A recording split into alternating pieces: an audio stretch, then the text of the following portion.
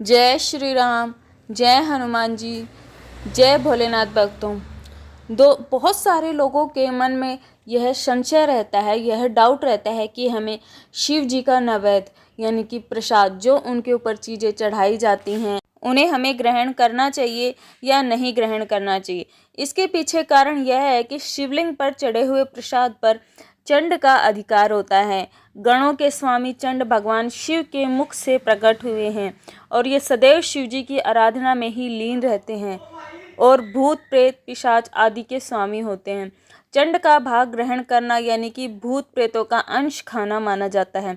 इसलिए लोगों के मन में डर रहता है कि कहीं शिव जी का प्रसाद खाने से उनके जीवन में कोई विपत्ति ना आ जाए। तो आज के वीडियो में हम बताएंगे कि कौन से शिवलिंगों का प्रसाद आप ग्रहण कर सकते हैं और शिव नैवेद्य की महिमा क्या है, क्योंकि शिव नैवेद्य को बहुत ही पावन और परम पूजनीय माना गया है।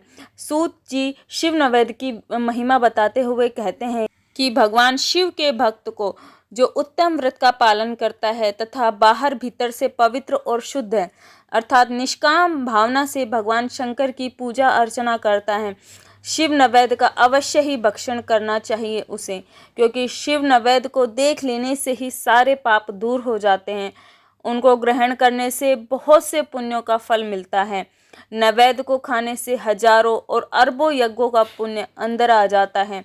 जिसके घर में शिव जी के नैवेद्य का प्रचार होता है उसका घर तो पवित्र है ही, बल्कि वह साथ के अन्य घरों को भी पवित्र कर देता है।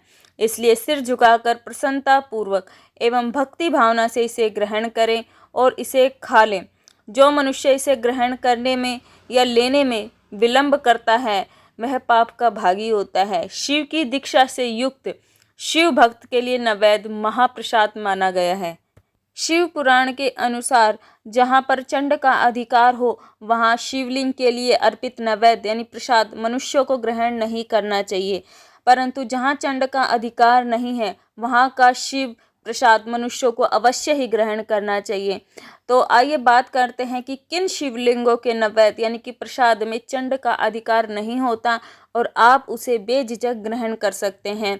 ज्योतिर्लिंग 12 ज्योतिर्लिंगों सौराष्ट्र में सोमनाथ, श्रीशैल में मल्लिकार्जुन, उज्जैन में महाकाल, ओंकार में परमेश्वर, हिमालय में केदारनाथ, डाकिनी में भीमशंकर, वाराणसी में विश्वनाथ, गोमती तट में त्र्यंबकेश्वर, चिताभूमि में वैद्यनाथ, दरुका वन में नागेश्वर, सेतुमन में रामेश्वर और शिवालय में घुष्मेश्वर का नैवेद्य यानी प्रसाद ग्रहण करने से सभी पाप भस्म हो जाते हैं।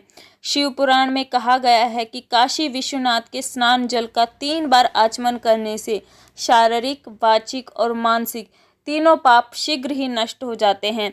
स्वयंभू लिंग यानी कि जो लिंग भक्तों के कल्याण के लिए स्वयं ही प्रकट हो गए हैं उनका नैवेद्य ग्रहण करने में कोई दोष नहीं लगता। सिद्धलिंग जिन लिंगों की उपासना से किसी ने सिद्धि प्राप्त की है या जो सिद्धों द्वारा प्रतिष्ठित है, जैसे काशी में शुक्रेश्वर, वृद्धकालेश्वर, सोमेश्वर आदि लिंग देवता सिद्ध महात्माओं द्वारा प्रतिष्ठित और पूजित हैं, उन पर चंड का अधिकार नहीं है, अतः उनका नैवेद्य सभी के लिए ग्रहण करने योग्य है।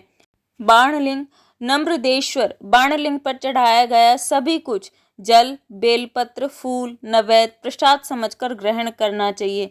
जिस स्थान पर शालग्राम की उत्पत्ति होती है वहाँ के उत्पन्न शिवलिंग, पारदलिंग, पाषाणलिंग, रजतलिंग, स्वर्णलिंग, केसर के बने लिंग, स्फटिक लिंग और रत्नलिंग, इन सब शिवलिंगों के लिए समर्पित नैवेद्य को ग्रहण करने से चंद्रायण व्रत के समान फल प्राप्त होता है। शिव पुराण के अनुसार भगवान शिव की मूर्तियों में चंड का अधिकार नहीं होता है, अतः इनका प्रसाद लिया जा सकता है। जिस मनुष्य ने शिव मंत्र की दीक्षा ली है वे सब शिवलिंगों का नैवेद्य ग्रहण कर सकते हैं। उस शिव भक्त के लिए यह नैवेद्य महाप्रसाद है। जिन्होंने अन्य देवताओं की दीक्षा ली है और भगवान शिव में भी प्रीति है यानी कि दूसरे भगवान को भी मानते हैं और शिव जी के प्रति भी उनकी आस्था है, तो वो ऊपर बताए गए सब शिवलिंगों का प्रसाद ग्रहण कर सकते हैं।